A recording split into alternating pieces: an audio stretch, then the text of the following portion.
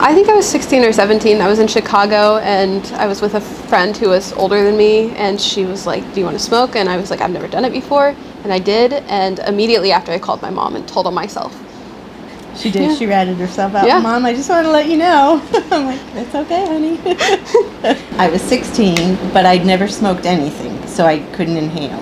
So I tried 13 times to get high, and I never did, and I was like, this is bogus, and I never really tried again because I just couldn't see any point. When I was about 55, 54ish, I decided to get a medical marijuana card and start smoking it because I tried CBD at that point, which I didn't like CBD.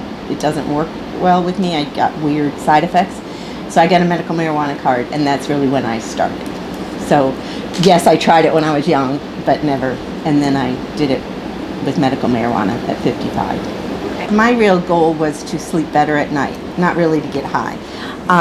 And so and then I started baking brownies, and I would just have a little brownie every night before I'd go to sleep. And I wasn't really a smoker. I would do vapes and that kind of thing. But over time, I've stopped with all of that, and I just vape. But I found a particular weed, a strain that I love that gets me more, because marijuana always made me tired, and I couldn't see any point in doing that unless I was going to bed.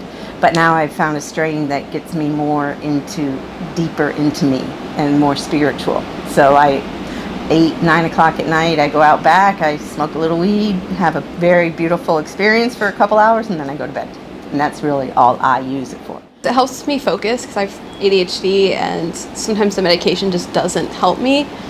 So it definitely helps me only focus on one task. And then it also helps with my anxiety, so I don't keep second guessing myself, and I feel more social too with it, and it just helps me function like a normal human being sometimes. But yeah.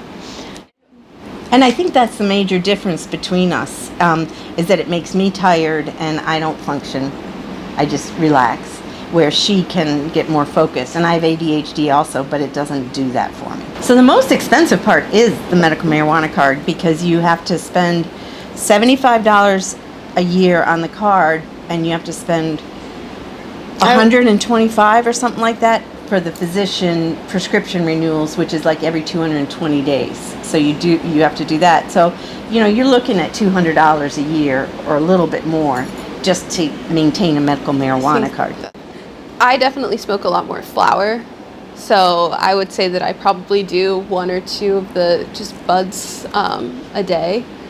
Which, depending on how, like if I'm at home, that's probably what I would do. But if I'm at work, I would probably just do 1 in the morning, 1 at night. And then, like if I have a lunch break, I'll like hit my vape a couple times. So I would say that's probably anywhere from $100 to $150 every other week, maybe. So it gets a little expensive, but I try to be careful. And I pretty much just buy a vape cartridge. And I would say that one vape cartridge, which is anywhere from $25 to $35, lasts me a couple weeks. Mm-hmm. So my costs are lower on that side than for Rachel. Yeah.